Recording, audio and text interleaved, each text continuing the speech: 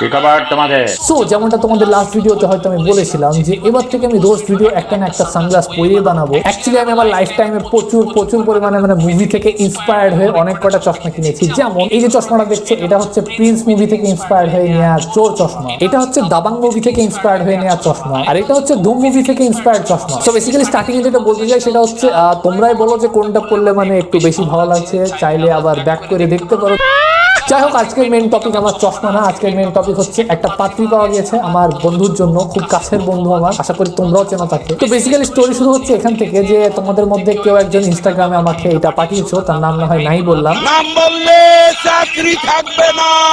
আমাকে ভিডিওটা পাঠিয়ে বললে যে ভাইয়া দেখো দেখি এটা কি তোমার কন্টেন্ট হবে, এটা কি চলবে। আমি তখন দেখে ভাবলাম চলবে না ভাই, দৌড়াবে।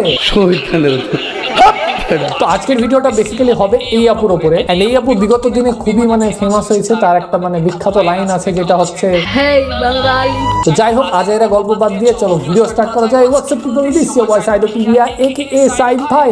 আমি আপনাকে প্রথম থেকে বলি, তো আসো তাহলে আপুর ফার্স্ট ভিডিও থেকে স্টার্ট করি। হেই বাঙালি। জি আপু, আসসালামু আলাইকুম, বলুন আপনার কিভাবে সাহায্য করতে পারি। হেই বাঙালি। জি আপু বলেন, শুনতেছি। এক মিনিট, এই ডায়লগটা কেমন শোনা শোনা লাগছে না? হ্যালো বাঙালি প্রেমিক এবং প্রেমিকা।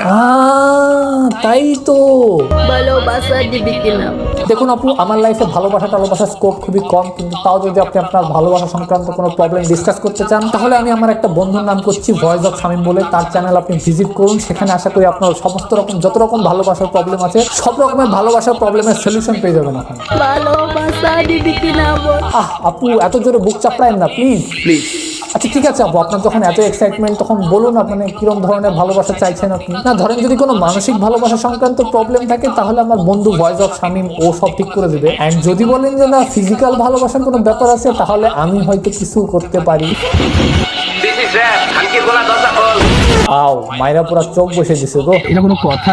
যাই হোক, আর এরকম আস্তাগফিরুল্লাহ কথাবার্তা আর বলবো না, সরি আমার ভুল হয়ে গেছে। আমার ভুল হয়েছে, ক্ষমা করে দেন। যাই হোক আপু, আমি ভালো সাজেশন দিচ্ছি আপনাকে। আপনি ভয়েস অফ শামীম চ্যানেলটি ভিজিট করুন এবং সেখানে দেখবেন আপনার ভালোবাসার প্রবলেম আশা করি সলভ হয়ে যাবে। এন্ড তাও যদি না হয় তাহলে আপনি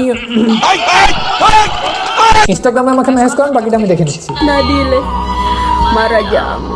আবার বলেন মারা যাবো, বলছি না এসব আস্তাগফিরুল্লাহ কথা বলবেন না আপু, আমাদেরও কষ্ট হয়। তাই আমি তো এইটাই বুঝতেছি না যে আপনি কিরকম ধরনের ভালোবাসা চাইছেন, মানসিক নাকি ফিজিক্যাল। দাঁড়ান আপু, আমি আপনার সমস্যা এখনই সমাধান করতেছি, আমি এক্ষুনি শামীমকে ফোন করতেছি।